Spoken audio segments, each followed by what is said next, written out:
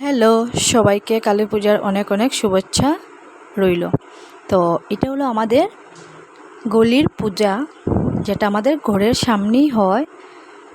তো ঘরের সামনে হয় বলেই আমরা রাত্র 12টা 1টা অবধি বসতে পারি, পুজো দেখতে পারি। না হলে তো দেখতে পারলাম না। আর ছোটো ছোটো বাচ্চাদেরকে নিয়ে এত রাত্রে বের খুব কমই হই আমরা। তারপরেও ঘরের সামনে পূজা দেখে রাত্র 2টার সময় ঘরে এসেছি।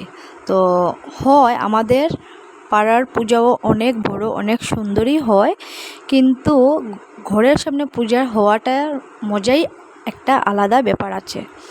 আমরা সব বসে গল্পগুজব করি, পুজো দেখি, গল্প আড্ডা করি, হুলস্থুলি করি, বাচ্চারাও অনেক মজা পায়।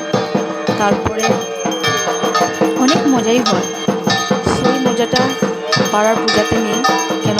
এত রাত্রে তো গিয়ে বসতে পারবো না আমরা ঘরের পূজা। যারা পারে তাদের কথা আমি বলছি না, আমাদের মতো বউদের কথা